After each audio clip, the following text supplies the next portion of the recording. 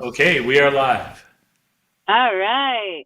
How Midakyapi, Noah, Kitaru, uh, Mike Chaguvin. Hello, everyone, and welcome to another beautiful evening here at Good Medicine Way. It's another wonderful Monday, the 24th of November. Well, is it the 24th?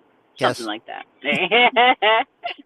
Sometimes my days bleed in, especially during this Thanksgiving week that is coming up, where we can stuff our faces and forget about all the bad things and just be thankful for what Creator has given us in our lives.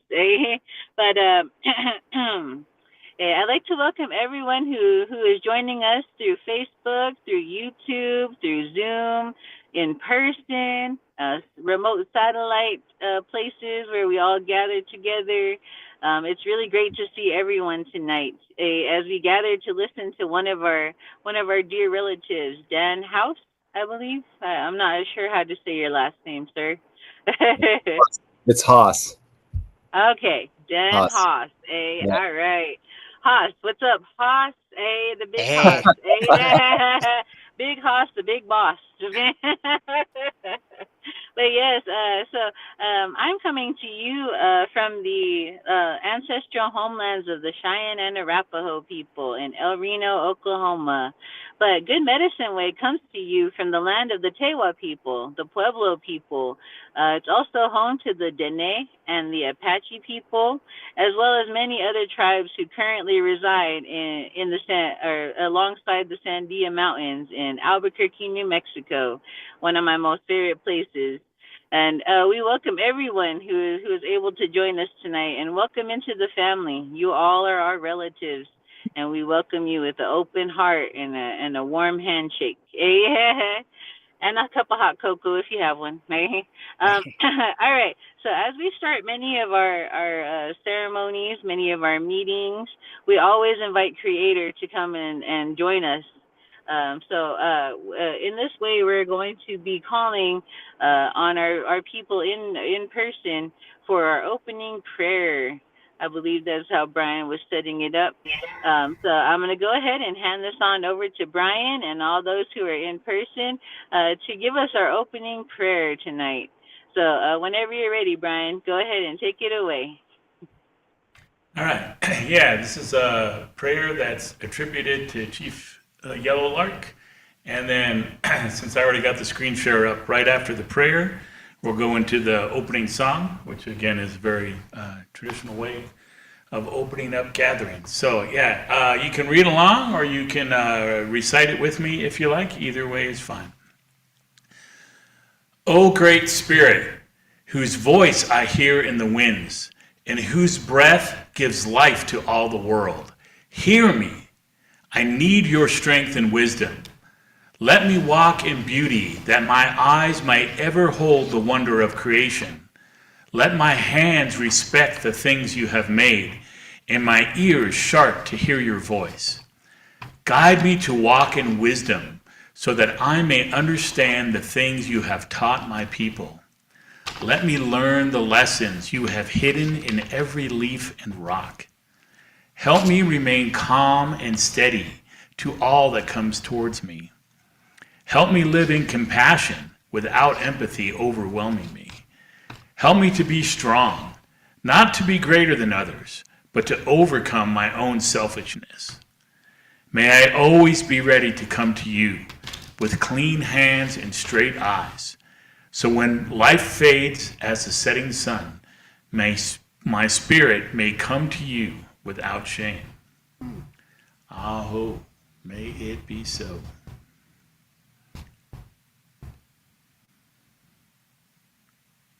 Hey, all right, now we're gonna bring Creator to come and dance with us. As Brian does our opening song, which is a great one, Powwow 61. Come dance with us, Creator. Come be close to us. Go ahead and take it away, Brian.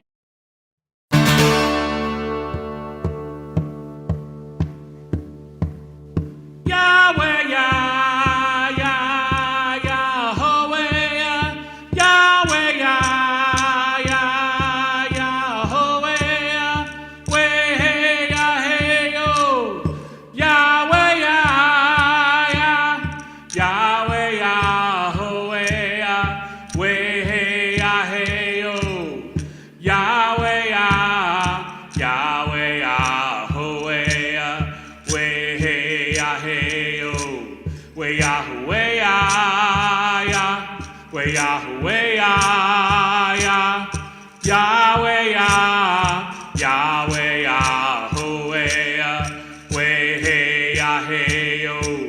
way ah, way ah, ya, way ah, way ah, ya, Yahweh ah, Yahweh ah, oh way ah, way hey ah, hey oh.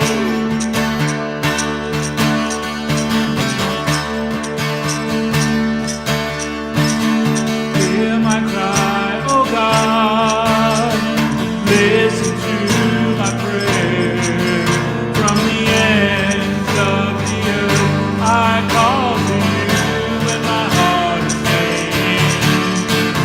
Lead me to the rock that is higher than I, for you have made a refuge for me. And a tower of strength against the enemy.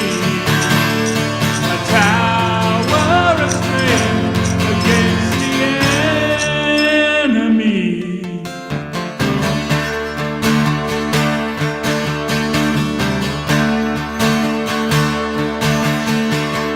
Hear my cry, oh God, listen to my prayer. From the ends of the earth I call to you when my heart is faint. Lead me to the rock that is higher than I, for you have been a refuge for me. And a tower of strength against the enemy. A tower of strength against the enemy. A tower of strength against the enemy. And let me dwell in your tent forever.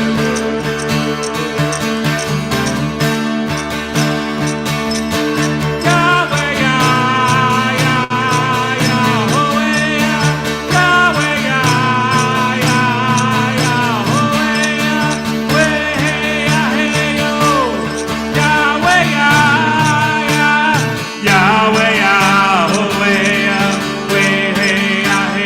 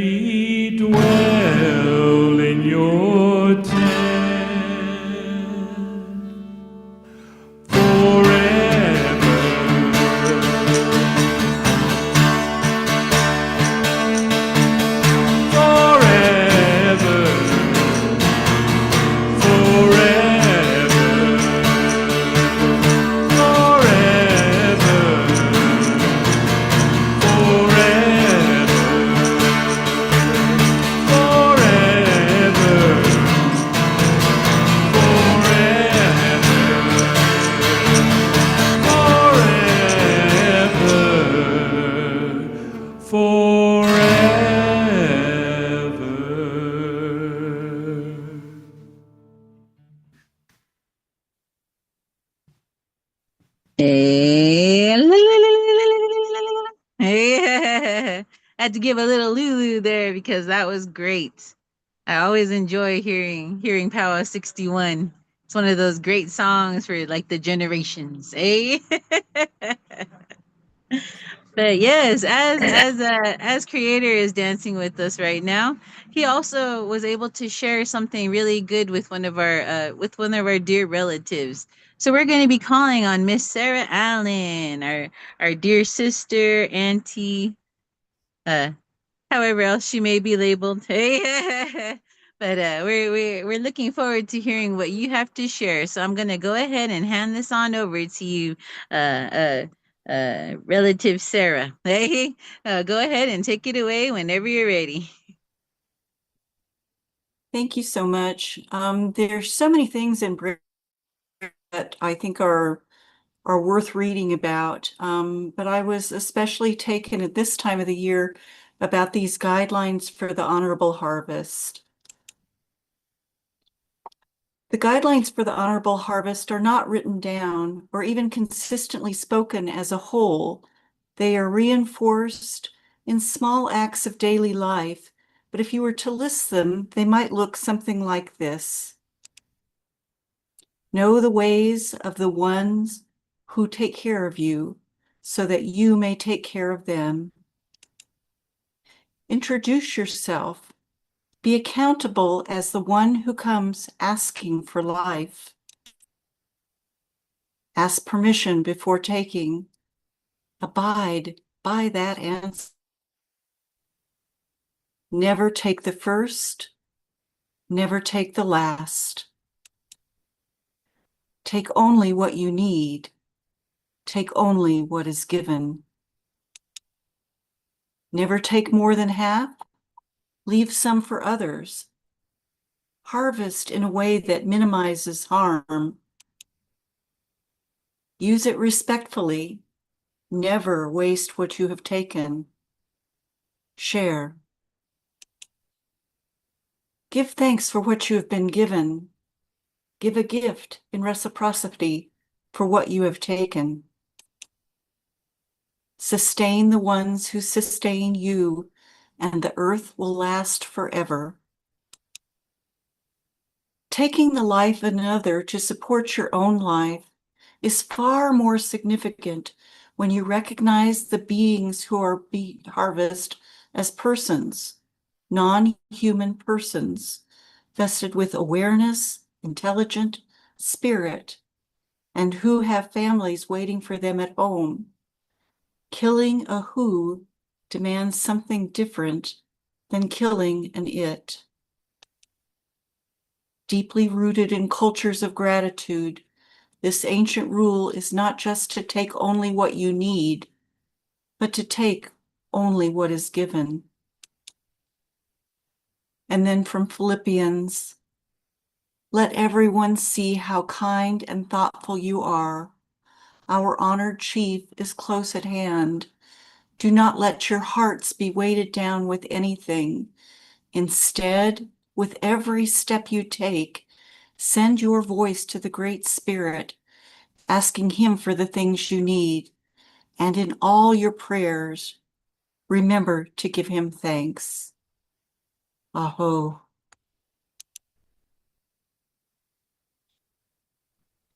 Aho, aho! Thank you for that. Hey, that was very beautiful. I was thinking about the every step you take, right?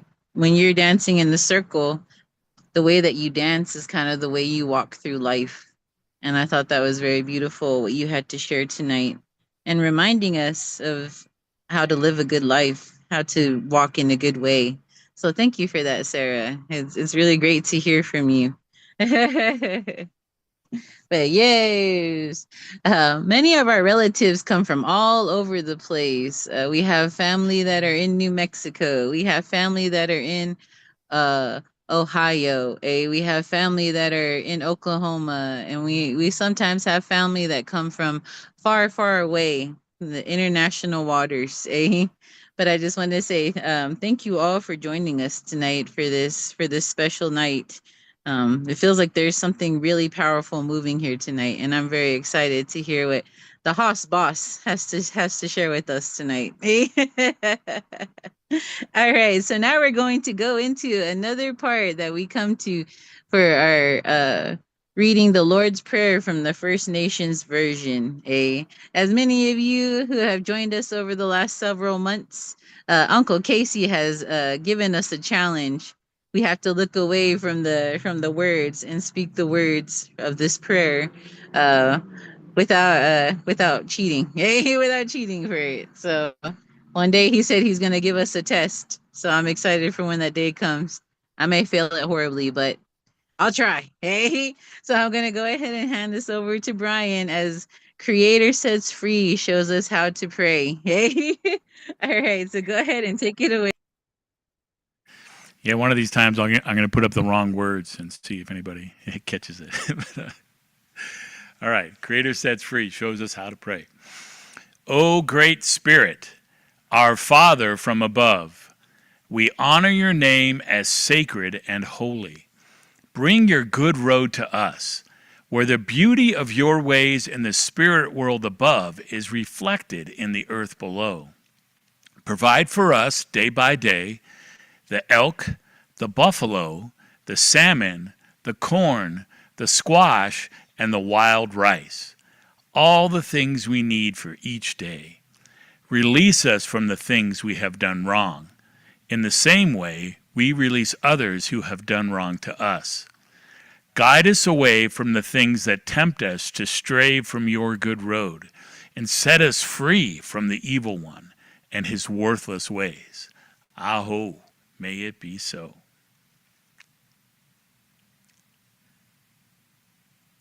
Hey, all right. I had to turn it off because I was trying to cheat just now. But yeah, that is it's very wonderful to hear that prayer from a different perspective because as Uncle Casey always says, we've learned it from the King James version. We know how to recite that one by heart. And to be able to recite this one from our First Nations version that Uncle Terry Wildman had put together with a good team of people, um, it's really great to hear it from a different way, to a way that connects our hearts and grasp at our hearts in a different way. But yeah, that's beautiful. All right, so now we go into our smoke signals and giveaway time. Our smoke signals, we use that as our announcements time. So if anyone has any announcements or something, celebrating a birthday, celebrating something that happened this week, something good, the good, the bad, and the ugly. Hey, and yeah, so just go ahead and put that in the chat, whether you're on the YouTube or Facebook or here in the Zoom. Just go ahead and put that in there so we can announce what you have to share within your community, within your home fire. So I'm going to go ahead and hand this on over to Uncle Casey, who will be doing our smoke signals and giveaway time. So go ahead and take it away, Uncle. All right, thank you, Petadaka. Yes, good. I just want everybody to know that I'm on virtual tonight. I'm here in Grand Rapids, Michigan.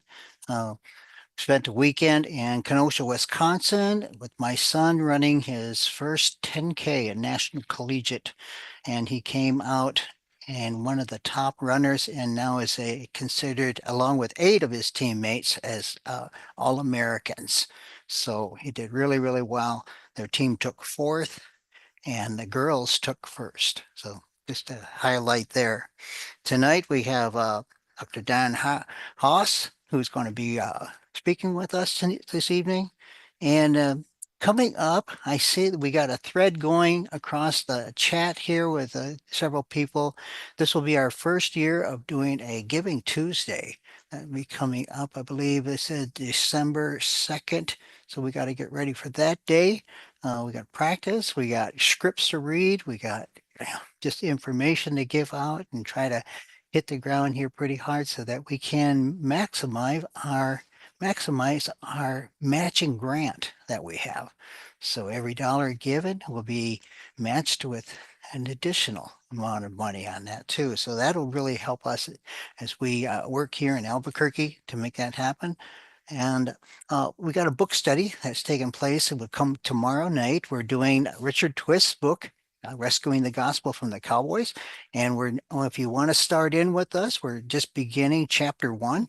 And it is very, very good. It's going to lead us into understanding his thought, his expressions of contextual ministry. And also, we're honoring next week will be Chris Hoklatobi. He'll be introducing for us the Reading the Bible on Turtle Island. So I got my copy here, two copies actually. One came in one day and another one came in the next day, so that we got plenty here. I got one that I can mark up, and I got one that I can get signed by the author. How's that? So that's what I'll do with them. So it's a great read. I've mentioned that I got several quotes. I was interviewed for this book, and they used my quotes in several different places in there. So I'm speaking in the way that I see the scripture and how I understand how we need to view it as a new way of reaching indigenous peoples. Yeah, the old way of the white Western way of approach to reaching the indigenous peoples has proven itself to be a failure. Uh, in the bigger scheme of things, but there are many folks that have come to faith through that model. But I believe by doing it in a more contextual way, we will have a big harvest that we'll have to manage, and we have to be ready to manage that harvest too. So that'll be coming next week. We'll be seeing Chris Hoklatobi with us. Other than that, don't have any others. Who else out there? Does anyone have anything, Brian? Helen asked for prayer for a friend of hers, Carla, who's a member of her salsa group.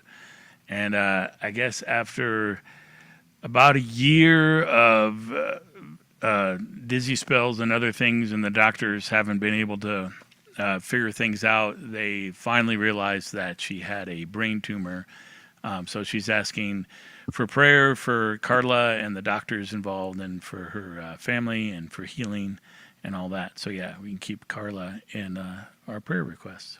Oh yeah, and now that you mentioned that too, before we went live today, I mentioned that I'm here in Grand Rapids, Michigan, um, and be staying longer now because last Friday I got the word that my brother, who's 10 years younger than me, his wife passed away on Friday, and she was 55 years old. So we're here and we're going to stay and help out as much as we can, and we do things more of in a snobby way. So they light a fire for 4 days. They practice a lot of native traditional ways, and the ways that were considered bad from another cultural perspective, we all see as good, because we're doing this as honoring the creator in all of this. And the lady that passed was a believer, and she, deserves all of that honor that we can give her, and giving back the richness of our culture as we help them on we believe that it's this journey that they cross into the next world, and that journey takes 4 days. And when I think of scripture, we think of Jesus dying, and then he, it was 3 days later that he came back to life. So he didn't enter the gates of heaven, nothing like. He was still there in the flesh until he went up to heaven. So there was a journey that he took as well after his passing. So, but like I said, we got a blanket on the floor in front of us here at the Good Medicine Way, and we also have a QR code that we are using that has really been really productive with us too, because the age that we're in now is just an age of technology, and this is just very common for many folks out there to give that way, and we just look forward to those that'll be able to give to us. As I see Nicole Harris there, she is going to be my coach as we get ready for Giving Tuesday. That'll be coming around the corner here pretty soon. So she is coaching me through writing scripts for me so that I can read them, and I'll practice them and try to do them by memory when they do come up, so I look very natural on screen. And that'll be something that probably Brian and I will probably be doing recording these so that we can put them out and edit them and take out my mistakes and those kind of things. So that'll be happening. So Nicole Harris, who's down there in the corner now there, she's going to be working with a couple other people to make this all happen.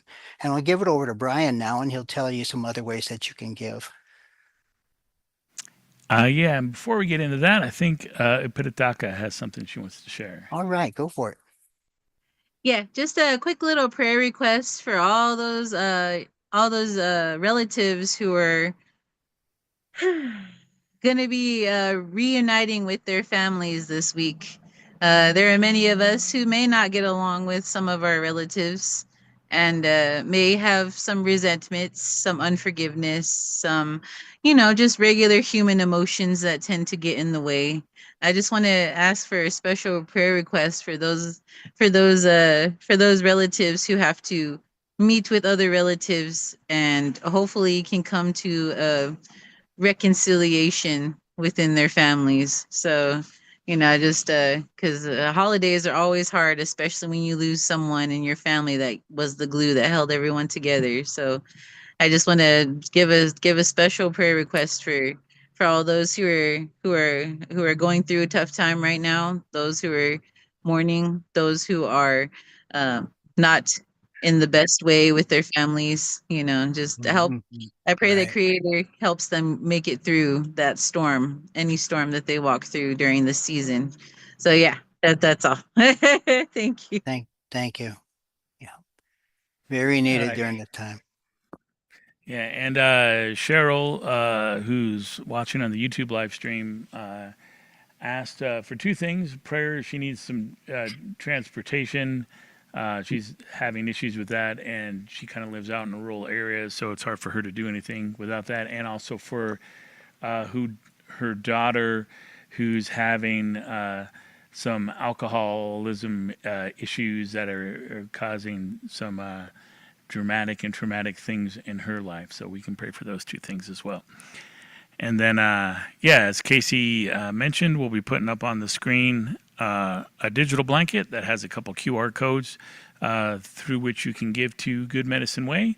And if you have trouble with the QR codes, those links are also pinned to the top of our Facebook page, so you can get to them there. And we'll also have a matching grant right now that we still have. So anything you give financially will be doubled.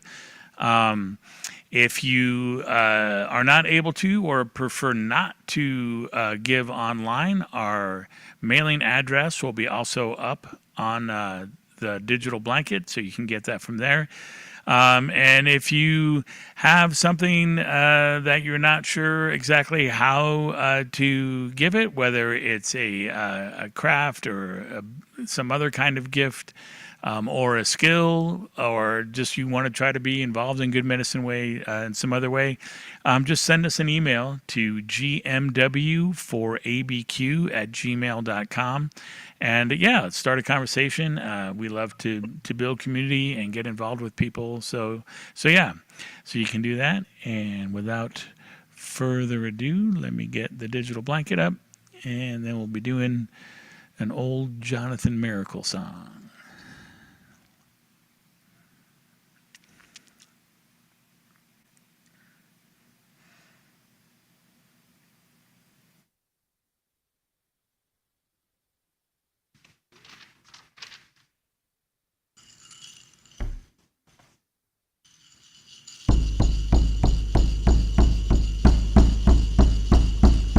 Yahweh, Yahweh, Yahweh, Yahweh, Yahweh, Yahweh.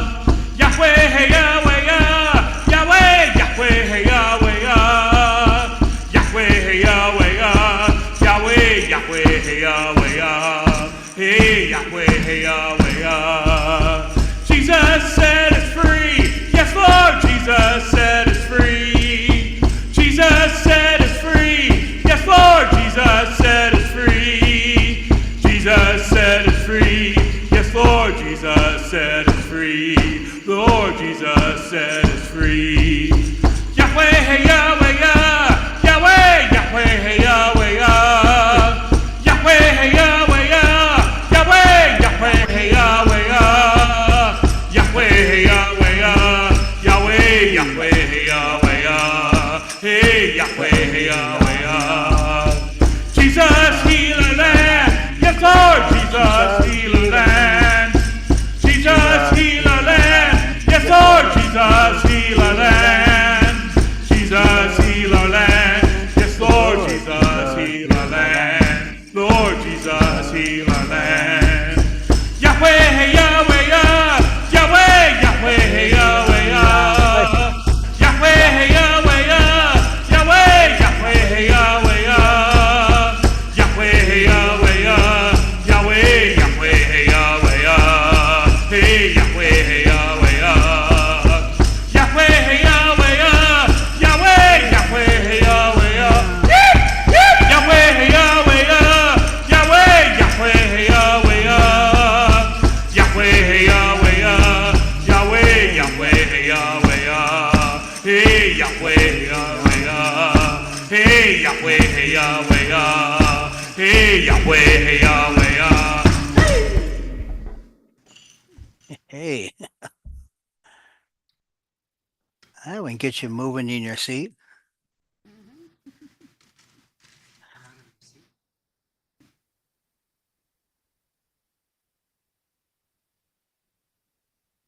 All right. What'd you do? She stepped away from the mic. That's all right. Next up, we have our reading from Creator's Word. It'll be Romans 12:9, and Helen Wright will be doing that for us. All right. Okay, we have the First Nations version and we have NIV up here. So I'll start with First Nations version. It's Romans 12:9. Love with the true heart. Hate what is evil and hold on tight to what is good. And the NIV is love must be sincere. Hate what is evil, cling to what is good.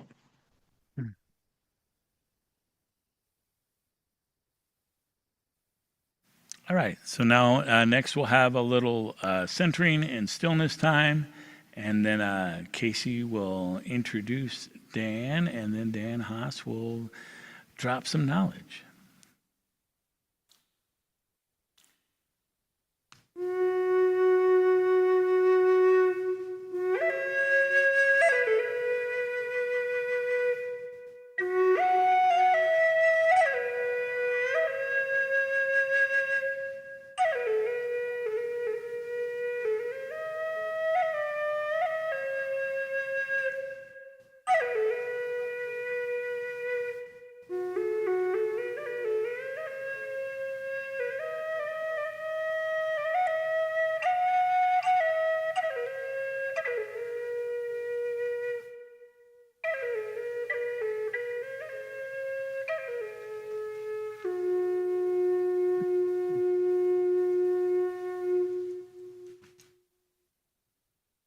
All right, everyone. We got a special guest with us tonight, and comes to us by just a group of associations that we've had over the years. Some time ago, the Nates folks did two different symposiums at Wheaton College. And during that time, we had good connections there with a good friend of ours named Gene Green, a New Testament professor who was there. And then they invited us to come back after those times. My family, all of us, really, all seven of us, came there and we did the first ever powwow at the Wheaton campus. And it really, really went well. We did a couple of presentations, talked and shared, and it was a really good weekend. And through that time, we met Matthew Milner, who we had heard before here with us, who presented. And then later on, he wrote a book, and he found out that I had relation to Chief Leopold Pokagan of Potawatomi, and that I'm the great-great-grandson of that generation there in Leopold. And then Matthew led me on to a connection with our presenter tonight, with Dan Haase, who's going to be sharing with us. and he and Matthew have been doing some traveling together up at way up north, where they call uh, the land of the Ojibwe people up there in Lake Superior. So they have a and you might talk a little bit about that, but that's something I've always wanted to do, even though I spent, my life in Michigan, never got out there to do that trip. But I thought maybe I ought to sign up and take Matthew's trip up there and do that with them and just, bring my culture along with me as I share with them and how I perceive some of the things that they're doing as well. So with that, I want to turn it over to Dan and let him, like he said, Brian said, drop some knowledge on us. All right, Dan, all Thank you. yours. Yeah, it's a delight to be here with you all this evening. I've already been just blessed being a part of the community. Thank you, Brian, for the music and the prayers. And yeah, as Casey was saying, I've had a wonderful experience the last couple of years, team teaching with Matt Milliner, who I know you all are familiar with. There's a course we do up in the boundary waters of Minnesota, and then also connect with the Bad River Reservation up in Wisconsin. And I've had an opportunity to take some students into the wilderness to see the beauty of Creator's landscape and to have some, it really winds up becoming a bit of engagement with some of the Ojibwa that we have connections with up there, and then an opportunity to kind of engage in really just an extended prayer retreat. We have a really special time that we spend on Madeline Island there in the middle of Lake Superior. And have some glorious time of prayer together. So it's been a rich experience for me to become a little bit more acquainted, particularly with some of the experiences of the Ojibwa in that area, and walking alongside students and having them come to understand and appreciate the beauty of kind of Creator's land that He's given us to enjoy. The overarching question for today that I wanted to spend some time thinking about, and then I really am interested to hear some of your questions, or we could kind of go from there.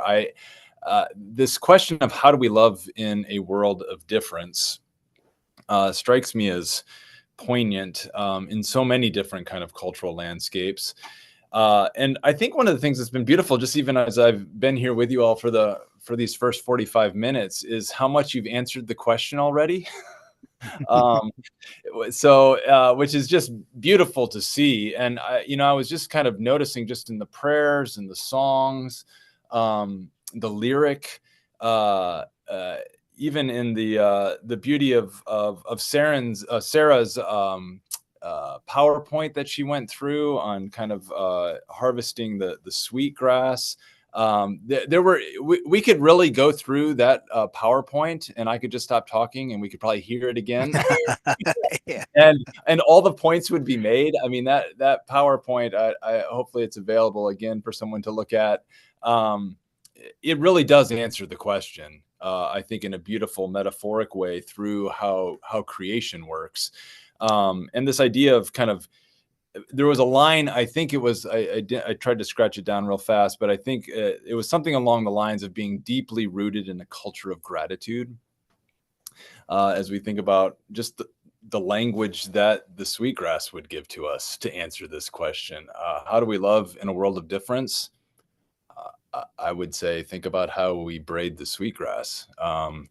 And how we live well with the sweetgrass is another way for us to maybe consider and to answer that question. And I thought the principles that she was articulating there, just even earlier on in our time together, I found just deep resonance with the very question itself and ways that we might answer this. And in that sense, I do think one of the answers to our questions is found in the general revelation that Creator gives to us through His created world. There are so many lessons for us to just simply pay attention to how the land works and how we rightly engage and live in harmony with the land. I mean, I think of kind of good medicine ways, language that floats around it, just this walking together in Creator's harmony. I mean, the whole mission of this is an answer to how do we live in a world where there is difference. Even the prayer request of Upataka Tanka with family and just this challenging season that we're in, I think is another reminder to us that this question is as close to us as our living rooms and our kitchen tables. Let alone just when we kind of turn on the news and see the larger political sphere, or just what's going on in our closer communities, or just even nationally as we think about the struggles that are real in regard to the issues around lands and treaties and what it means to be native in the midst of our current culture. So I think it's an important topic that takes us straight to the gospel message. And one of the things that I wanted to do to start off was just to kind of share maybe a little bit of a story from this book called Living into Community by Christine Pohl. I highly recommend. It's a textbook that I use in one of my courses on how we do spiritual formation in community. Christine Pohl was doing some research to write this book on cultivating practices that sustain us and what it looks like for us to live into community well. And as she was gathering together a community of people to think through what it looks like to live well in the midst of the challenges of community, they found 4 practices that were at the center of all kind of healthy communities as they were kind of having dialogues around what makes a healthy community.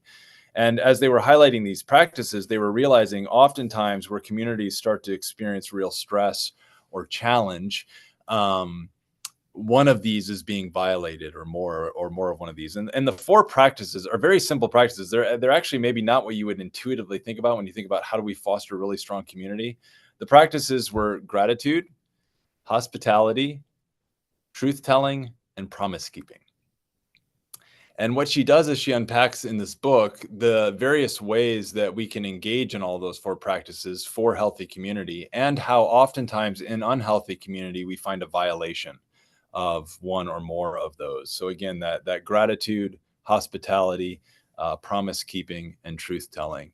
One of the things that she does that I think is brilliant in the book is she not only tells the stories of what this looks like when things are going well, she also takes a chapter for each one of the practices and shows how they can sometimes be violated. So for instance, gratitude can sometimes be done in a way that lacks dealing with the hardship that is involved in life. And so you might see someone come alongside and because of fear will kind of blanket over the pain and say, well, we just need to trust that God is sovereign, that Creator has all things in control. And you're like, okay, that is a true statement. And yet I'm dealing with great pain right now. So like, how do we have lament as a part of a spirituality that also includes gratitude becomes a very important dialogue that needs to happen.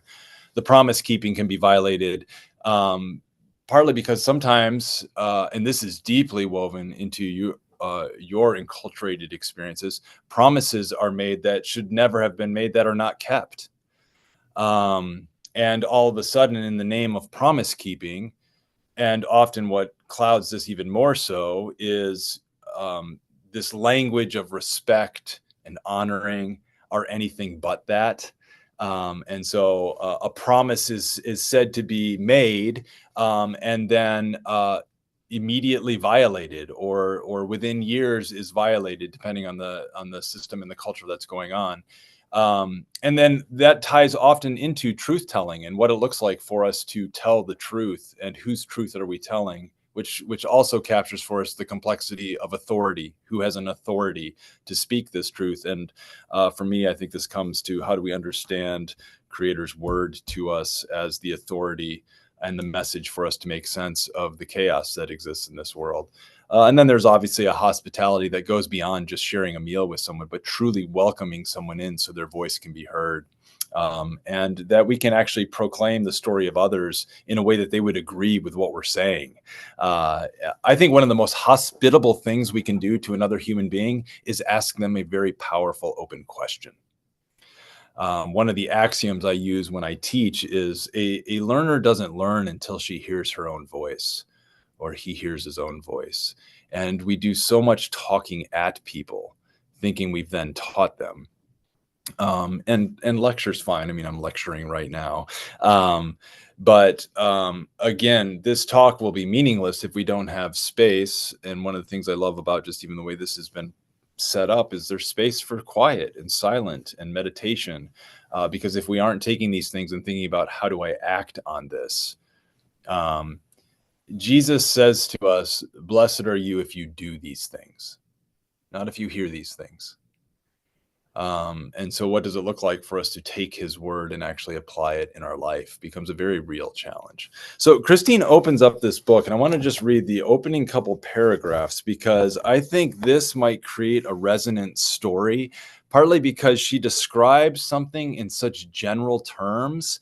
My guess is anybody who's older than 10 will find a point of reference, and actually you could probably go even younger than that. We've all got our trauma from the school ground, let alone the trauma that happens in our adult lives. So she opens up with this kind of short little kind of description of what community might entail. And I think she kind of takes us into why this question of how do we love in a world of difference is so poignant. So she offers us this description. This breakdown could have been avoided, but then few breakdowns in community are inevitable.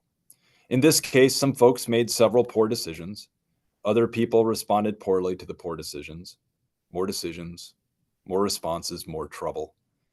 Words were exchanged, positions hardened, sides drawn up. Rumors flew, and even when folks knew they were rumors, they repeated them until it was very difficult to discern what had really happened. People were angry and hurt. Some conversations stopped and new alliances were formed. Only certain people knew about key meetings. A lot of energy was expended in determining motives, justifying decisions, and anticipating the opposition's next move. Regular activities continued, but the life was drained out of them. Everything seemed hollow. Small acts and casual comments were freighted with huge symbolic meaning. Everyone felt undervalued and betrayed by someone.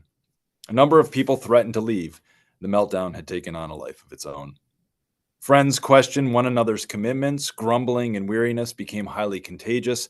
Disagreements took strange turns. Old differences and hurts came to the surface and played into the present trouble in unpredictable ways.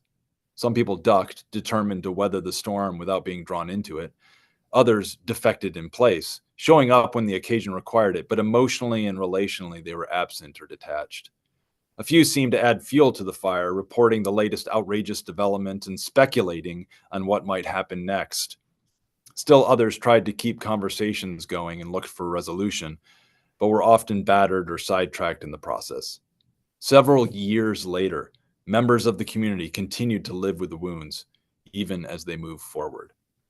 Is this a description of a church, a school, an international community, a parachurch organization, an extended family?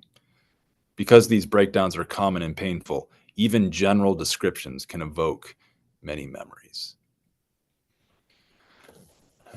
You know, in a gathering of adults of this nature, I mean, we could spend hours going around sharing the lament that we have in our heart. It's interesting to me that the goodness of our Holy Father includes that he has himself murdered to restore hope and good in the world. Some of the power of the brokenness of this world is overcome through the brokenness of Jesus Christ. And it's a hopeful message, but at the center of a message of hope is a cross. And it's not surprising that we find ourselves in trouble, in troubling times. She has this line a paragraph later, and she says, "The best testimony to the truth of the gospel is the quality of our life together." which is also kind of a haunting sentence when, you think about going home for Thanksgiving and you just don't like the person across from you, or maybe you deal with them, but everyone knows how annoying their laugh is, and then maybe on a good moment you realize, oh, I might be that person to someone else. And so what does it look like for us to have peace in a world that's experienced very real trauma, let alone just kind of missteps that we experience in our lives together? One of the things that's been helpful for me is I found in dealing with kind of conflict and just differences that take place in culture or just in temperament. That's the challenging thing, is the world of difference isn't just racial or ethnic. It's temperamental. There's gender. There's socioeconomic. There's interests. I mean, we could talk about difference in so many different kinds of ways. I'm kind of amazed there's not more tragedy in the world. I think some of the miracles that we can actually sit around a table together and actually eat. That's not necessarily a hopeful word when we think about some of the chaos that's going on, but there is this rest that comes in the fact that, wow, the fact that we're even able to enter into some of the difficult conversations is its own story of kind of grace in our life and something that we can kind of hold on to. One of the things that I often I've noticed is there are three key missteps that take place in any kind of point of difference that can often lead to very real conflict. The first misstep is there's a misperception. And so we'll misperceive what's going on. And sometimes we'll wrongly attribute motives, and we will have already determined, somebody is evil. And so there's a misperception that often takes place. From a misperception is going to come a misinterpretation, because if you misperceive, you're going to misinterpret what's going on. And once you go down that road of misperceiving and then misinterpreting, there will be a misunderstanding. Now, this happens all the time in any just kind of casual encounter. I mean, this can happen at the grocery store just with checking out and something happens, let alone. So we have these experiences all the time. They don't always turn into severe conflict, but in certain kind of situations, this can become all the more animated, and the fuel, like the fire, gets very hot very fast, and it can consume something instantaneously. And so that misperception leading to a misinterpretation, leading to a misunderstanding, is often what turns into a major conflict. The ways that we respond in that kind of moment of difference, I often will use the metaphor of we become giant exclamation points. We start screaming at each other. Now, you can do that passively or you could do it aggressively. I would say both are kind of a form of attack. One of the ways that I often kind of think about pivoting this is you can do that kind of that exclaiming kind of work by just completely removing yourself. But we all know there are people that can do that in a passive kind of way that's its own form of kind of attacking. And so you can kind of cower and build your wall. The other option is you choose to kill and you grab a sword. And that's that more aggressive kind of approach. I think a third way that I would maybe suggest is what I would call being assertive. And maybe there's a better word than that. I have some of my students who are like, I don't like that word either. It still sounds like you're being, aggressive. And I'm like, well, I don't know. Our words are hard. But I think we have this aggressive tendency, this passive tendency. Then you can be passive aggressive. So let's just take the worst of both and put them together. But this assertive kind of mode, for me, I think of this through the illustration of like the garden hoe. And so if you have on the aggressive side, the sword, and on the kind of passive side, kind of the trowel, in the assertive kind of category, you have kind of brought these two instruments together and fashioned something that leads to cultivation. And so you can either kill, you can cower, or you can cultivate. What I love about just Native American sensibilities is this is so deeply woven into your natural ethic of how you live life. This idea of cultivation and how we live with the land is so deeply kind of embedded. in your history and in your heritage. And I think because of, I think, the nature of peace being so central in so many ways of what it means to kind of posture oneself in these kinds of meaningful relationships, walking together in creator's harmony. It captures all of that in my mind, this idea of peace and cultivation, but there's an assertiveness to it. There's this ability, and I think the garden hoe is a great illustration, because it is a tool that requires action, and it's a cutting tool. Like you are literally opening up the earth that seed might be planted into it.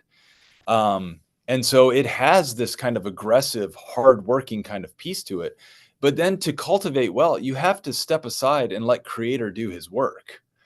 Because you come to a certain point. Every year I plant things in my garden, I always think there's no way this is going to work, and you drop that seed in the ground, and then you're just and then all of a sudden you're like, oh my gosh, it's happening again. Like this thing is emerging that's going to have more of the things in it that I put in the seed, in the ground. And that's where, Creator does crazy math. He takes one thing, and all of a sudden from it, there comes multitudes that can feed many. And that invitation to cultivate, I think, is, again, some of the answer metaphorically of what does it look like to live in a world of difference. I think some of the invitation is, how do we learn to cultivate this kind of pathway of peace? You take that exclamation point posture, this posture that is just so polarizing. It's parties just screaming at each other or just ignoring each other.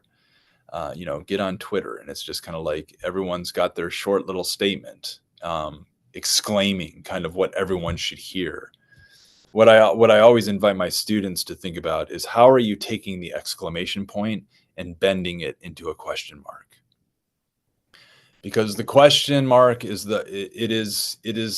it's a shepherd's crook. It's the image of cultivation. It's the image of hospitality. It's the image of gratitude. It's that symbol that says, I'm interested in your voice and I'd like to hear from you. I've often couched this when I've done marriage counseling with young students. I've said the one phrase that has helped me more in my marriage, and in probably any conflicted relationship that I've ever had as well, is the simple phrase, isn't that fascinating? Now, usually it starts out, isn't that fascinating? And you're like, you're an idiot. But when we truly learn to be fascinated with somebody, it's akin to curiosity, to wonder, true affection, love. It's a kind of admiration that is akin to worship. My good days are when I wake up and I seek to be fascinated by my wife.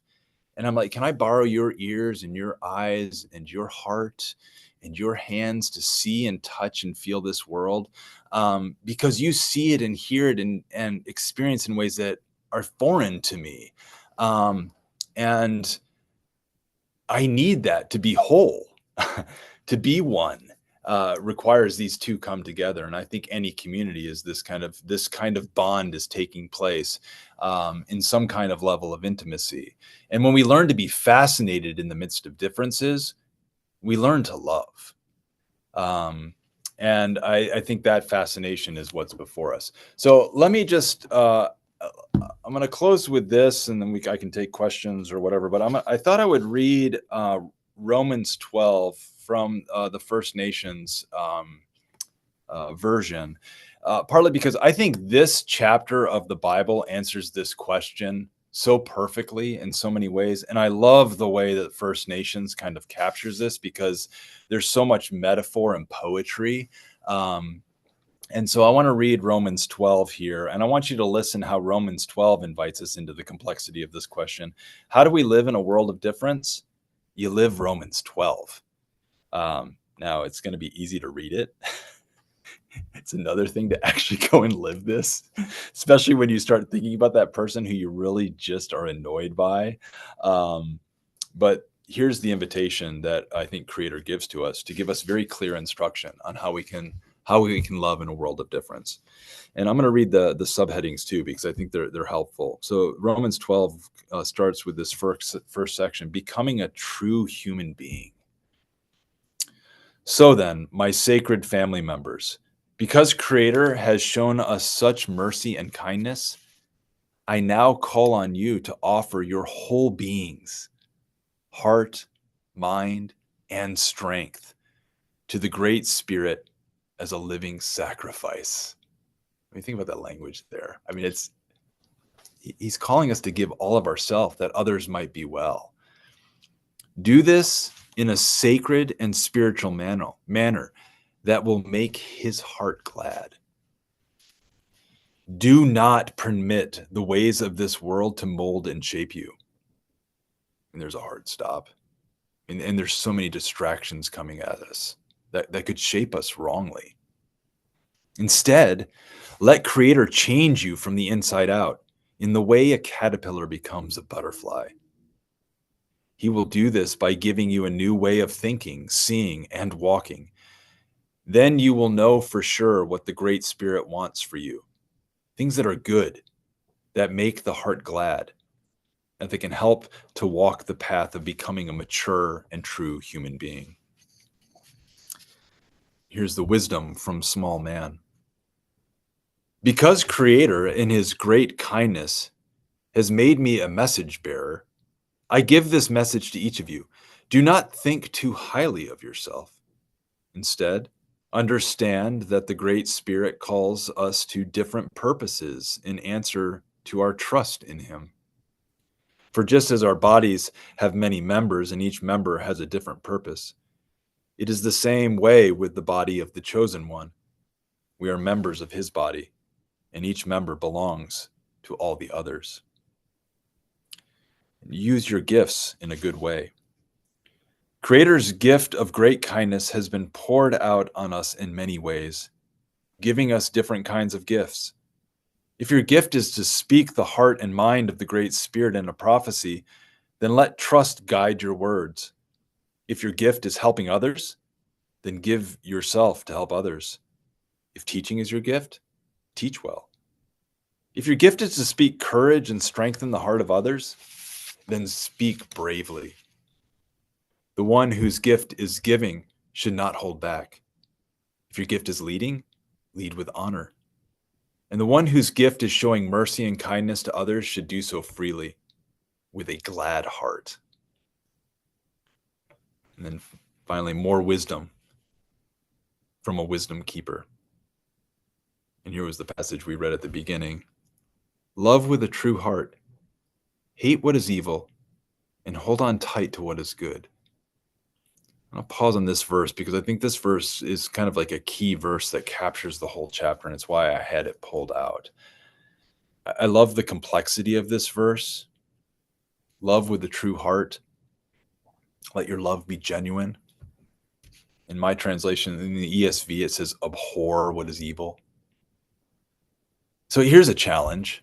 Some of what Creator is giving us as instruction is to make sure our love is genuine, but then we're also told we're allowed to abhor and hate what is evil. How do you do both of those? Both instructions are in the text. And so I think then the discerning question is, what does it look like to rightly abhor? And that becomes a challenging question of our internal motivation, because I do think there are times when we stand up and we speak very directly and boldly. But what does it look like to do that where we can hate the evil and yet see that there's another human being in front of us, even if they're causing us harm? Hold tight what is good. And this idea of hating evil is couched between these two rocks of good. Love with a true heart. Hold tight with what is good. That is what kind of keeps evil at bay, even where it's there, and the hatred of it. The rest of the passage is really full of gratitude and joy. There's only one other part of this passage that kind of hits on that negative, and it's when we're called to kind of weep with those who weep, to have sorrow with those who are filled with sorrow. But the rest of this, listen to the language here. It's an invitation for us to have a very positive approach to what it looks like to love in a world of difference. So love like family and honor others by putting them first. Be a good fire keeper and never let your spiritual fire go out as you serve our honored chief. Let hope make your heart glad. Keep sending your voice to the Great Spirit, even when the road gets hard to walk. Give what you can to help the sacred family members who are in need. Open your homes and hearts to others. Bless the ones who seek to harm you. Bless and do not curse. Dance with the ones who dance for joy, and shed tears with the ones whose hearts have fallen to the ground. Seek to live in harmony with all. Do not think you are better than others. Walk the road of life with a humble of heart, and do not be wise in your own eyes. No one should pay back evil with evil. Do what you know to be honorable in the eyes of another. If it is within your power, walk the road of peace with everyone. My much loved family members, do not take the punishment of others into your own hands. Instead, turn all anger and wrath over to the Great Spirit. For the sacred teachings tell us, punishment for wrongs belongs to me, says the Great Spirit Chief. I will make sure that wrongs are made right again. You should do the opposite. If your enemy is hungry, feed him. If your enemy thirsts, give him a drink. Your kindness will be like burning coals poured on his head as his shame for the way he has treated you bursts into flame. Do not let evil take over in your heart, but overcome evil with good. I have found it's very, very difficult for us to hate somebody we're feeding. And this passage invites us into that kind of way of learning to love in a world of difference. I think there needs to be relationship, and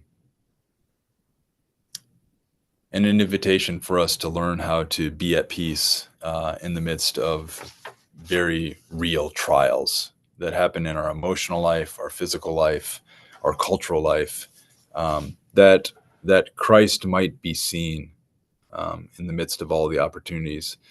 If we so choose, every relationship, every thought, every point of engagement that we have in this world with the land or with people, it can be a curriculum for Christ-likeness if we so choose.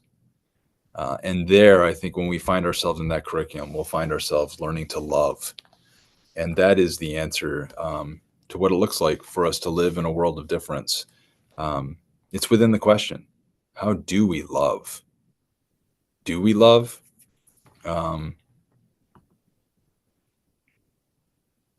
Lord, help us. I'll stop there. You got a college professor, I could talk forever. So, All right. Well, we'll have another little just reflection moment, and then we'll open up the floor for discussion. Great.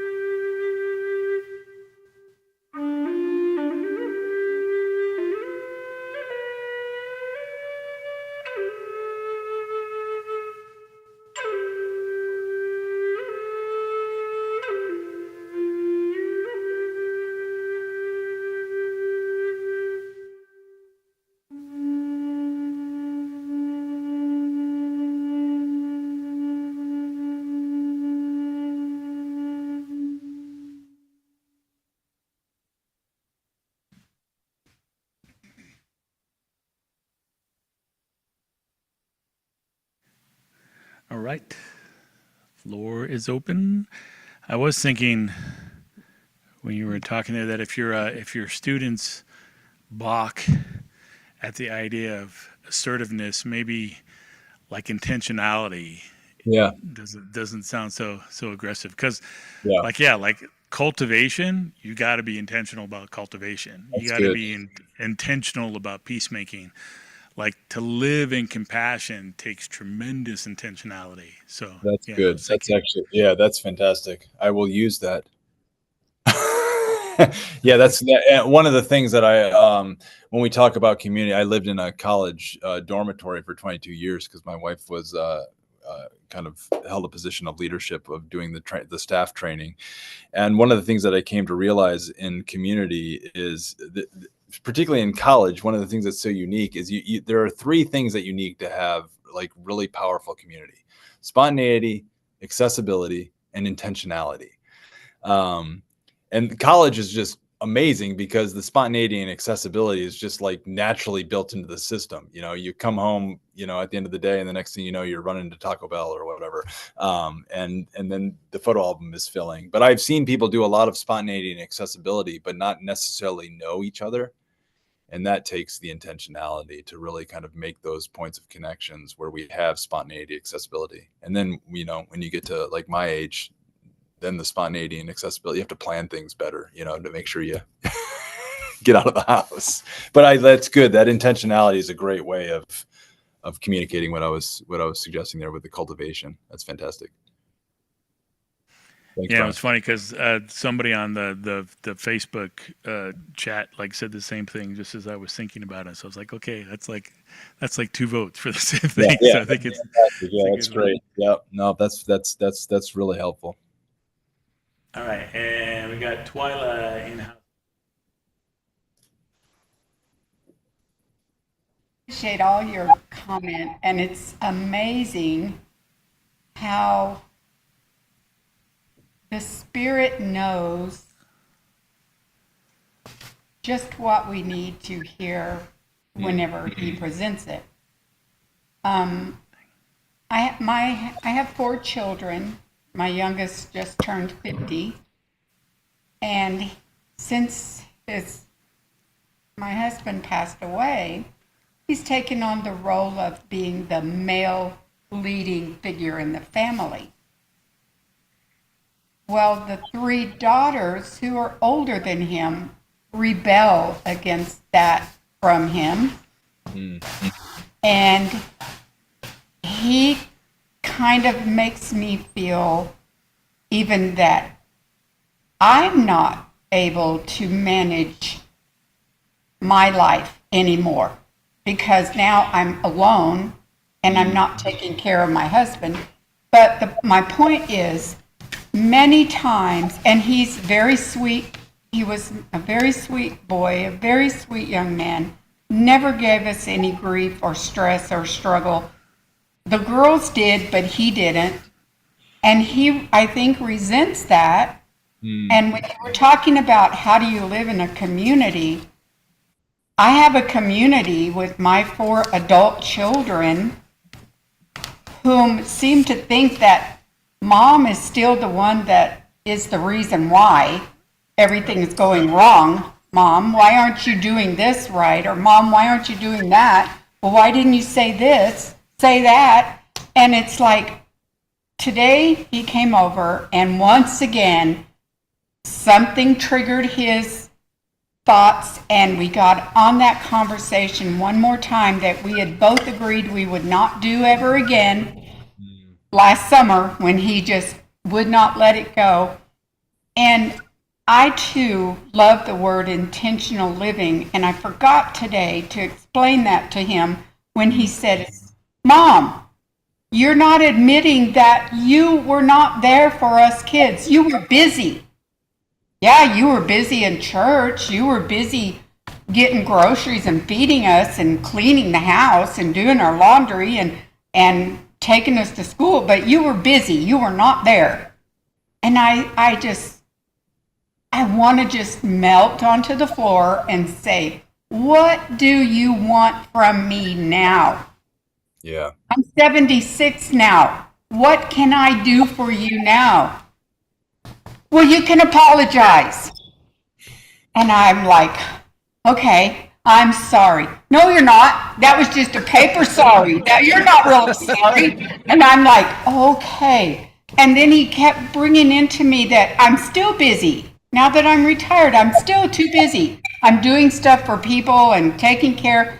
Everything that you read to me in this Bible tonight is exactly how I live my life.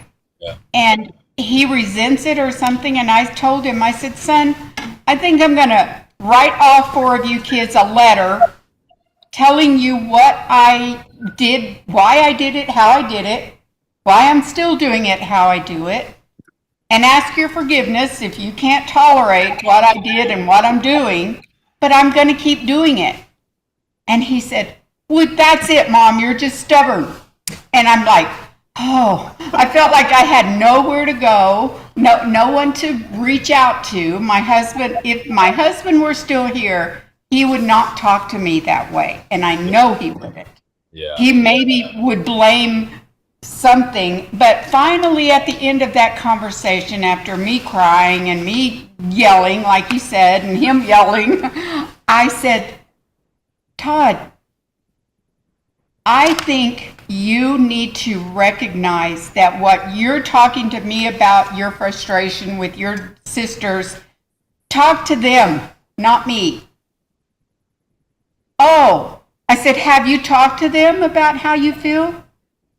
No, they won't hear it. I said, then stop talking to me about it. And you know, when I said that, and when he sat back in the chair and he went, oh, that's a good point, Mom.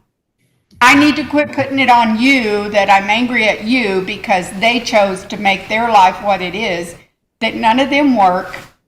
All three of them have alcohol problems, and my husband and I didn't drink. My husband and I worked every day of their lives. They don't work, and he can't tolerate it. And it just felt important that when you were talking and when I was reading that in the Bible, I'm going to copy that whole chapter and send it to my adult children and say, this is why I do what I do. And so I really appreciate the way you put that, and it just fell right in to comfort my spirit. After, and of course we hug. He hugs. He loves me. I know he does, and he knows I love him. But he's 6 feet tall, and I'm 5 feet tall, and I think he doesn't really think of me as his mom because he's so big and I'm so small. But what you said was a very much of a comfort to me. So thank you. Yeah, no, it's a beautiful story too, and I think it just shows the reality of the emotions and the thoughts and the complexity of what it looks like to obey. And so, you know, in that sense, it's and so we have another day to do it all again. And I do think that is that is the beauty when we can see, even in the midst of the pain, the opportunity. And maybe this is some of it. In the midst of all the pain we see, we can ask that we might have a fuller imagination to see the redemption that could come through it all. And that's some of the story you just told there, which is, I think, which is beautiful. Because some days we just get to the end of a day and we're just tired.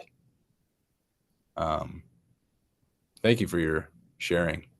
Thank you.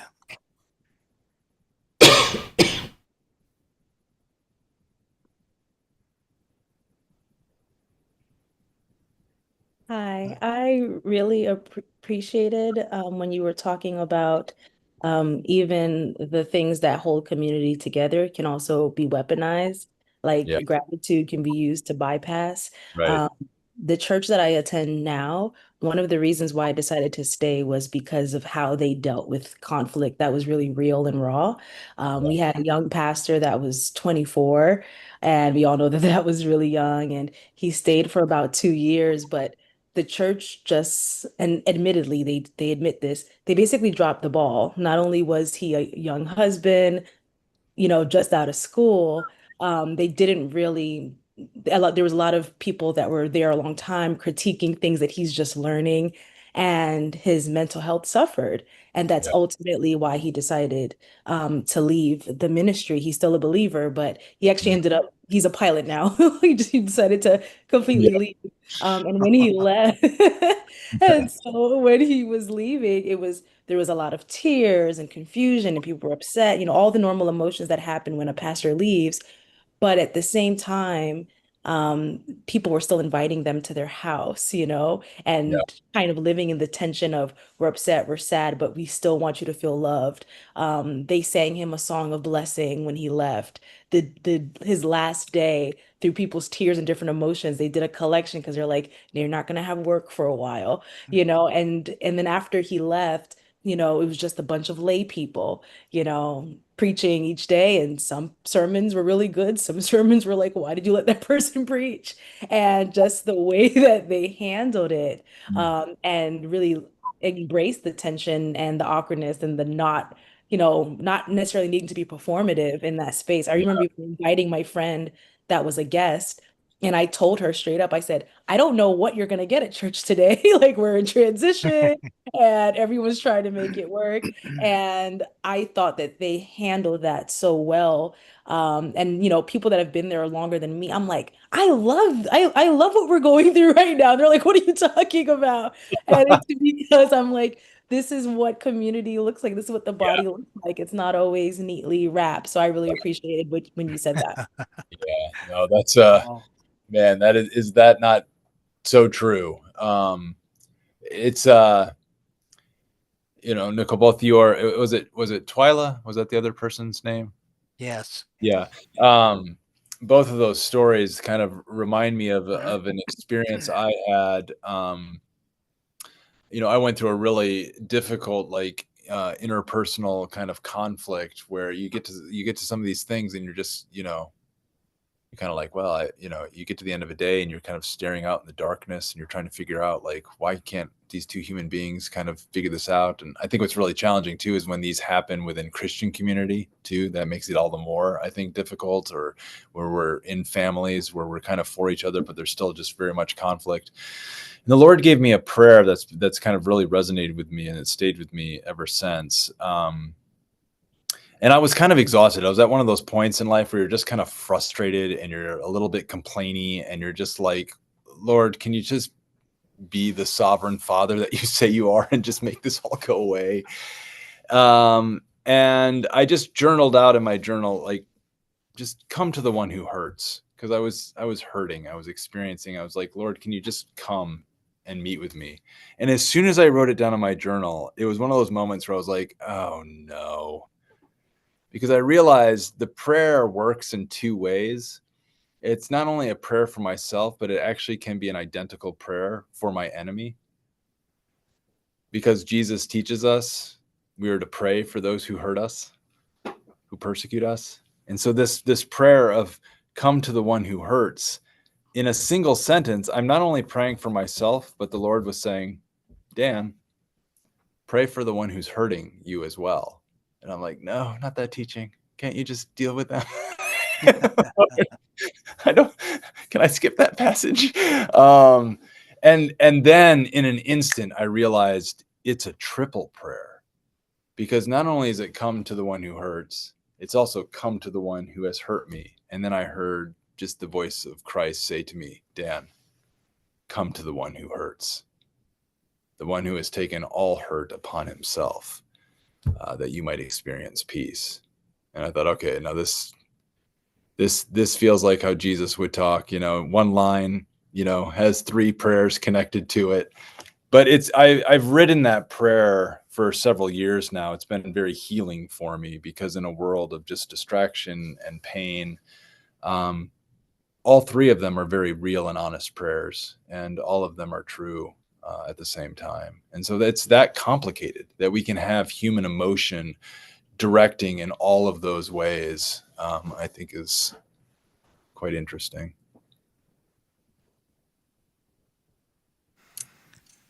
Go ahead, Helen.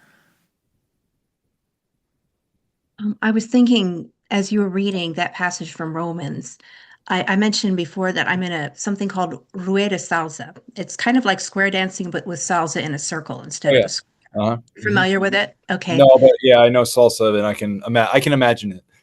Okay. So you have a circle with leads and followers. Yeah. And the leads are constantly going around in the circle. And I was thinking about how we all have our roles, but there's a move in it that's called cambia. That means you have to change roles. So all of a sudden, your followers are your leads, and your leads are your followers. Oh, yeah.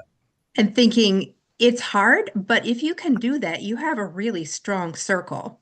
That means you can take on whatever is going to come up, and it strengthens the community. On the other hand, if nobody knows their role, it spreads.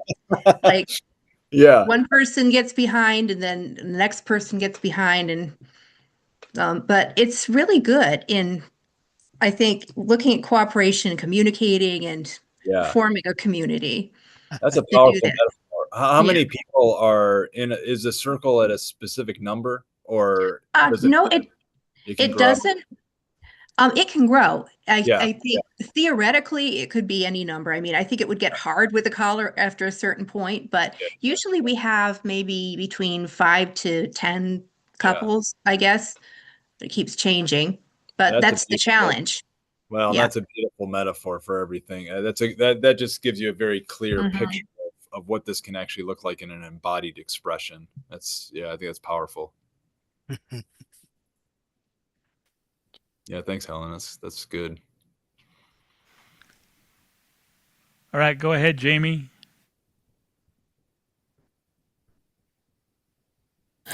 Yes, I was thinking about. First of all, thank you for your for sharing your lesson with us. I appreciate it. It's a good message. I was thinking about, you guys have been talking a little bit here and there about forgiveness and loving one another, and I think you said something like it's hard to hate people when you feed them. I think that's what you said. Is that what you said? Yeah, that's what I said. And I guess that also made me think, that's an interesting point. I'd never thought of that before, but it also made me think about it's hard to hate someone when you're praying for them.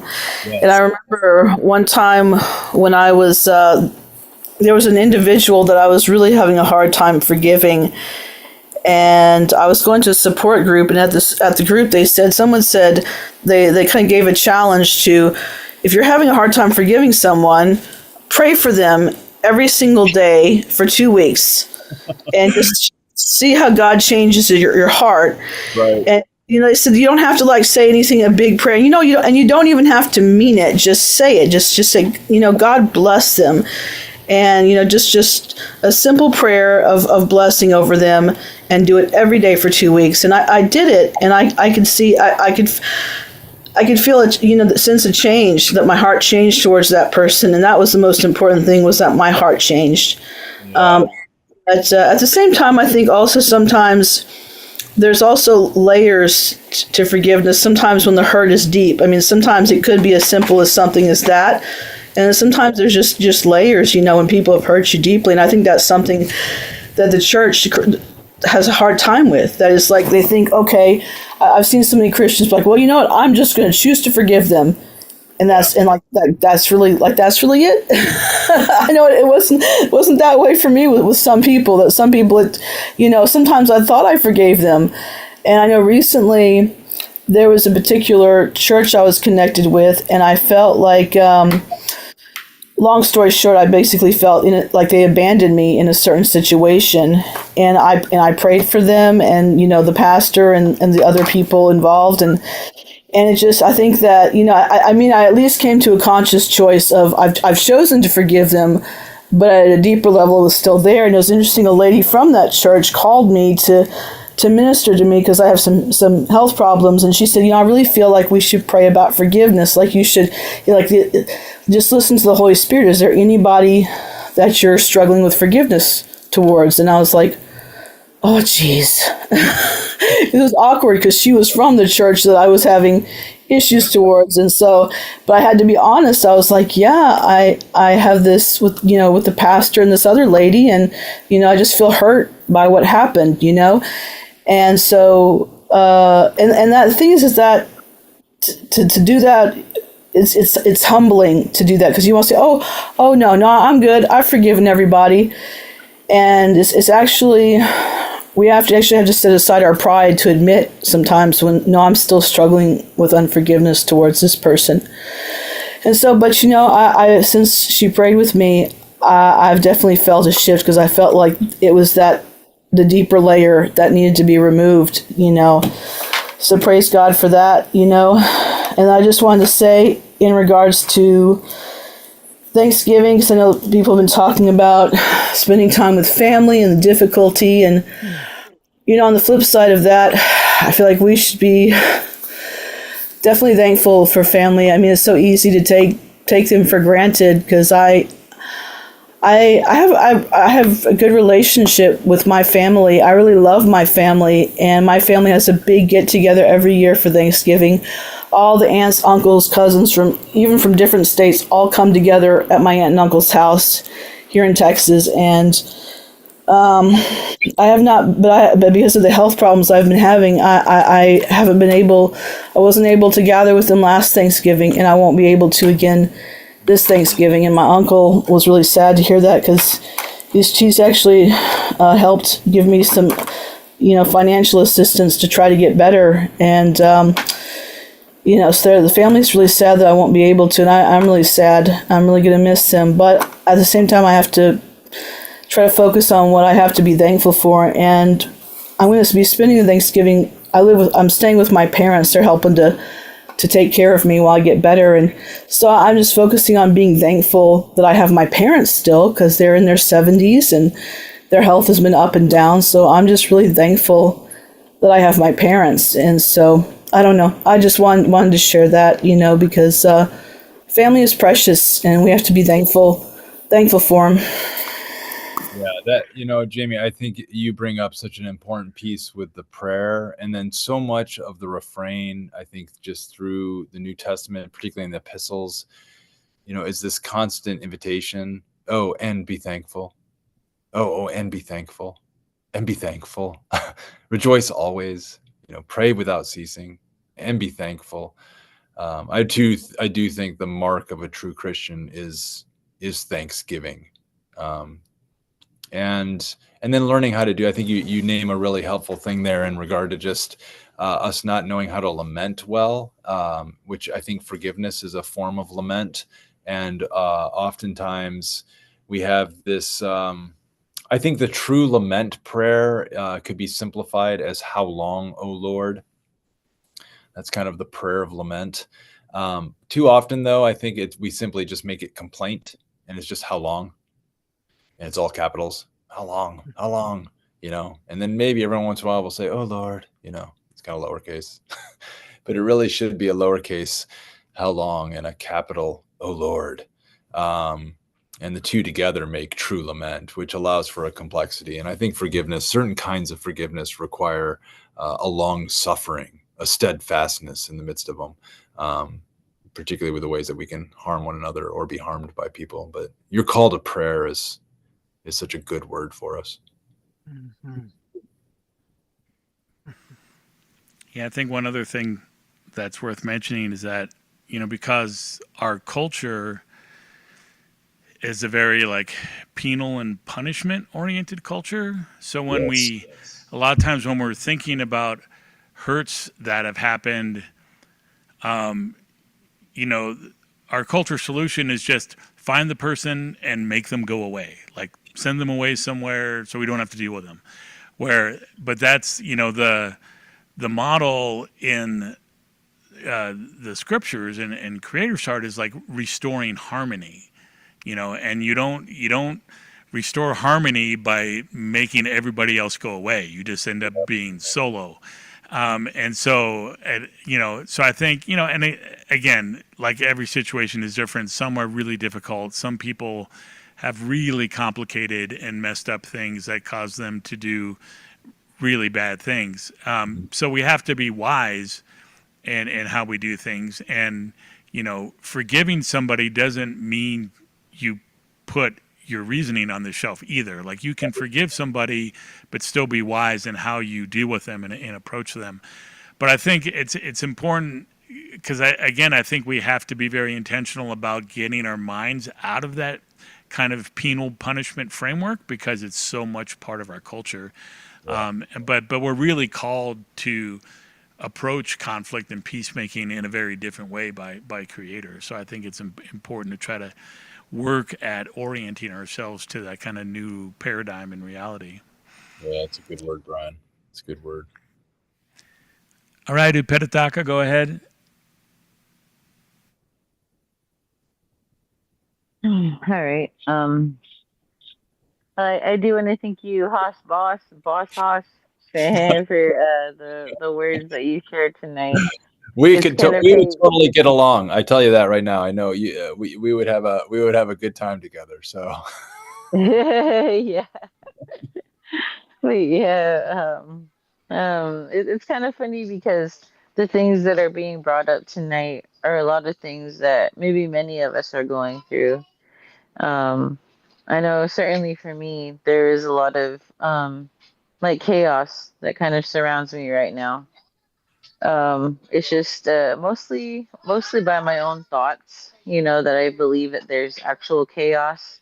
Maybe I'm just creating this chaos in my head, but um, I know that I've seen that I've been walking through a lot of storms, and I'm pretty sure that there are others here that have also been walking through storms recently. Um, that there are a lot of things that seem cannot be forgiven, but in reality, with the community, with the support system, with your family, with your friends, however whoever it is that stands beside you, whoever it is that stands behind you and in front of you and all around you. Um, I think a lot about that community idea, living in a community, and how we have to forgive each other. Um, like there were some things, like I said, that seem like they cannot be forgiven. Words said, actions done. right. Human nature, the way that humans interact with one another. Um, that there also has to be a lot of self-reflection too. Um, I noticed that during some of the approaches to the conflicts, in my personal life, that I tend to look at myself as being above, or like being spotless in Yeah. a way, kind of self-righteous a little bit, with some of the Yeah. things that I do and things that I've said. And then there are people on the other side of the coin, um, that do not look at themselves and only see themselves as the ones who are the self-righteous ones, the ones that are perfect. And I've noticed that within a lot of like even just looking around in the actual community that I live, looking at the different families in the communities, looking at the different people in the communities, that there's a lot of it where they don't actually look inward into themselves and don't tell Yeah. the truth to themselves, that they are not these perfect people, because no one is perfect but Jesus. He was the only one that showed us that example. And so, like, we try to aim for the perfection. We try to aim to be closer to Jesus in the way that he walked, but we are human, and it's sometimes hard for us to look in the mirror and see that our mirror isn't clean either. Our Yeah. mirror isn't spotless, Yeah. Yeah. And I feel like forgiveness is a huge thing, because like our chalk like our chalkboards aren't clean, you Yeah. know. That Yeah. there are things on those chalkboards that, that even we try to hide from ourselves, Yeah. and it's really hard to be looking inward and having that kind of like being truthful with yourself. Yeah. And so, like, that's what I've been like realizing recently, that I feel like I have to forgive because I'm I'm just as much like my actions also, my words also made the thing a lot bigger than it had to be. Yeah. And that, and that within families, our support system, our immediate community within our homes, the ones that we have to spend time with every day, they're it's hard, but you do have to forgive Yeah. because those are the people that Creator placed in your life.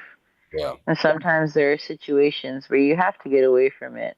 Right. But then there are situations when you have to look at the bigger picture outside of yourself. Yeah. Look at how it affects others with the way that you react to something, or with the way that you handle a situation. Because like I don't know, there's a lot of stuff going on. I'm pretty sure everyone's going through a lot too. Those who have shared with us tonight, and it's a difficult thing to forgive, but that's how you really show your love because Creator forgave you.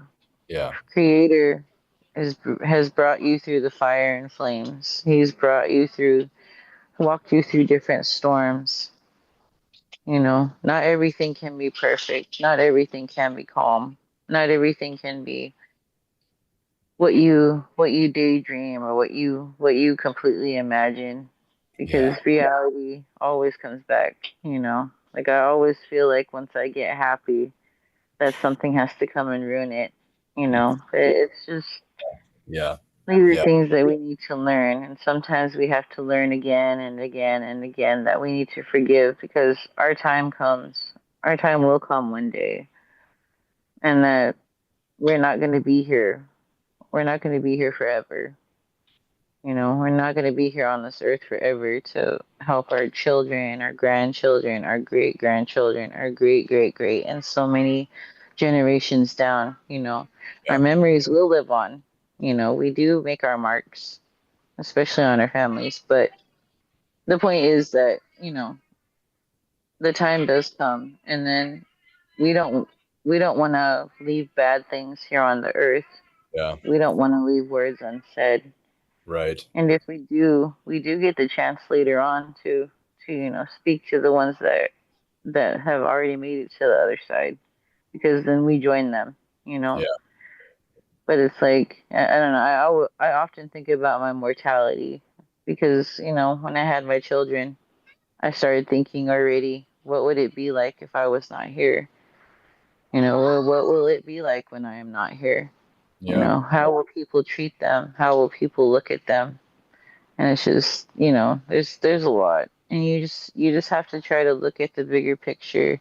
And when you look within your community, within your family, within like your friends and everything, you can look at that bigger picture and be able to see like how all of our lives are somehow connected, and that when we forgive one another, it's like we release one another to like become something greater. And Yeah. sometimes it's hard, especially when it comes to like abusive things, like abusing substances or abusing ourselves or abusing other people. I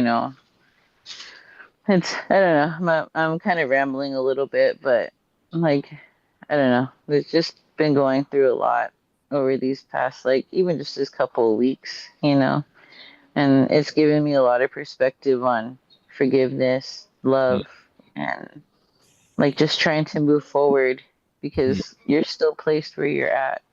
Yeah. One day you might have to leave it, but for now, just like how Jamie was saying, be thankful, appreciate the people, the places, the things. All be thankful for everything, especially your family, because Yeah. they're really all you've got. It could be the family you were born into, or the family that you make. They're the important things. They're the things that you need to focus on and be really thankful for, because not everyone gets those same blessings. Yeah. But yeah, sorry. Like I said, I didn't mean to ramble. There's a Uh, lot going through my head. I think one of the things that you just gave testimony to. I think that is so powerful. And this is the beauty of witness when we come and we just share some of our story like you just did. It's a form of confession. And I like that word because I think it can capture two kind of theological realities at once. We often think of confession as kind of confessing our sin, which true, that's what it is. But I also think we can think of confessing as confessing what we believe. And we use the term in both ways. Like, I will confess the truth that I believe or the creeds that I hold. You know, we started out with this prayer of unity. It was a confession of the faith that we have in kind of a creedal way, which, you know, Casey wants to make sure you all have memorized. And so, you know, to place those confessions into our hearts so that they become the words that we speak. And I think what you did there that's beautiful is you gave confession on both. You did both of those confessions. You confessed the hardship of just the last couple of weeks and brokenness of relationships and brokenness inside yourself. And yet we're able to also proclaim the rule of forgiveness and thanksgiving, the confession of who Creator is, and holding all these things together. I think what's really difficult is we live in a world where both the doctrine of original sin and the doctrine of the Imago Dei are happening at the same time. And somehow those two things collide, that you are a sinner at your core, and yet you've been created in the image of a holy Creator.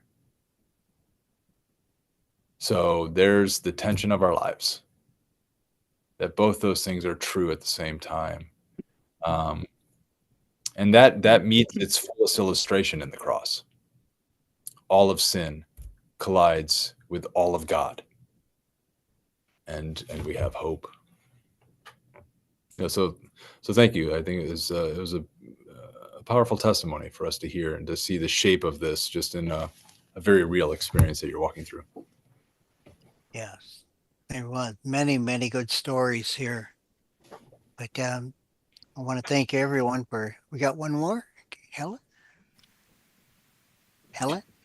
Yeah, go ahead, Helen. Okay. This is a lot lighter than what we've been taking on, but I thought of one more analogy with my salsa group. We have a guy who's been pretty patient, kind of quiet and stuff. But I remember one day in the group, he said, I keep getting hit with these ponytails when you girls are turning and in the face. And I was looking and thinking, I go there, I put my hair in a ponytail, and I'm thinking from my point of view, it's off my neck. And I remember thinking, oh my God, he's been forgiving me for 2 years.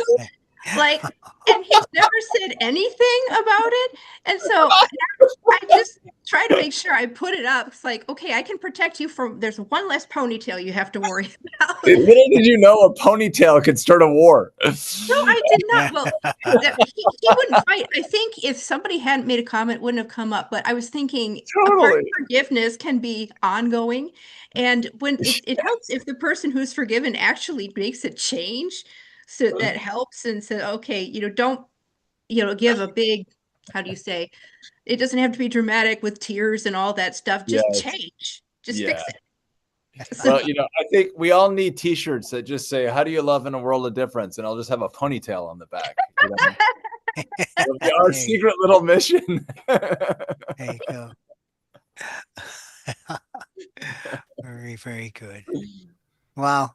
Well, Dan, it was a pleasure. It was pretty deep too. So that's what Good Medicine Way is about. Is that it may take a longer time to do our service, but but hearts are healed and thing is done that I never got in church, ever got in church. Yeah. Right. So there's things that we take the time here to do this and give people a chance to share a story that, some might say, when are they ever going to stop talking? But no, this is the time that we give you to share your story. And I think the Lord will use that in a way to help you heal Yeah. during that. Well, I appreciate it, Dan. I hope Yeah. that we can get you again because after we talked, you do have some cultural side that you could also share. You could, I could tell the anthropology in your talk here right now that I sense and it's good. So we've been doing this now for a couple of years now, and we got over 150 some messages. And Yeah. we try to do a different speaker every week, but we're getting to the point now where I'm running out of different new people. So we're gonna start I can recycling. dress differently. Yeah. I won't wear my bow tie next time. And Yeah, you'll be a little different. Get a straight tie going down. Yeah, open shirt maybe. Yeah, maybe a t-shirt. Yeah. Hey, I know it's hard for we Wheaton people not to wear a t-shirt. Yeah, that's right, not good. yeah, Yeah, right, yeah. No, I can yeah. do it though. I spend a lot of time in the woods with students too, so I don't wear my bow tie all the time. But Yeah, this is my professional look, I guess. yeah, that's right. We all have Yeah, our costumes, as it are. we do. Yeah. Well, appreciate everybody tonight. A very good talk, very good insight for all of us, especially very pointed time to share this too with all the relations that are coming together over the next month here. Everything's going to be happening and just, give it time, give it space and listen and forgive and try to make that healing, spread that healing around. Yeah, tell them to read, Romans 12. That might be the thing to do as we sit down. Okay, we're going to read this first before we get started in our dinner. That'd be great.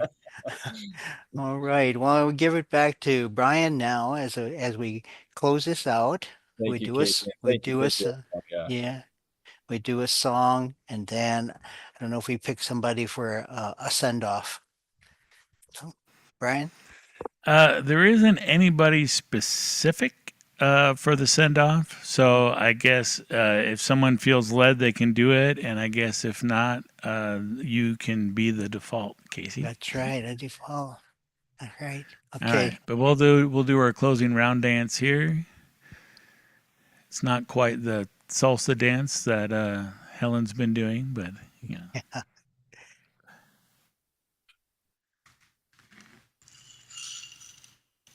Yep, everybody, tuck your ponytail in as we round dance.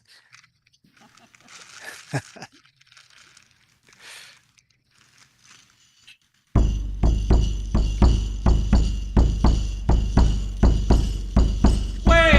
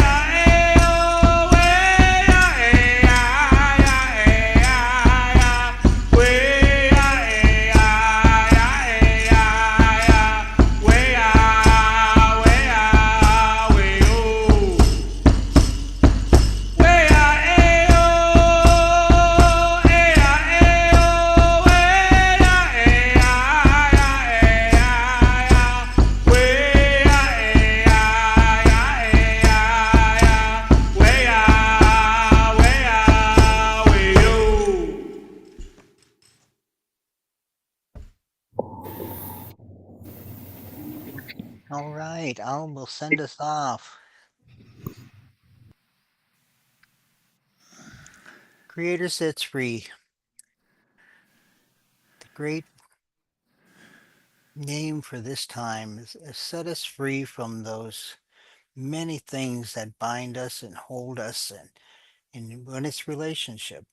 I think as we go into this season of getting together with family, and pray that each one of you have a different perspective now as you go into your family gatherings, and bring that peace, bring that gentleness that the song, bring that humility that you can share with others as we go into this. Creator sets free, you are ever present. Let us be a shining light of that presence that as each relationship we enter, no matter what it is, the grocery store, the restaurant, in our families. Let us be a difference maker in all of those places. And go with us now as we take another a week. Thank Dan for his message and giving us chance to speak some words that needed to be said in our lives. And be with all the prayer requests that we have, especially for my brother right now, who's really, really hurting.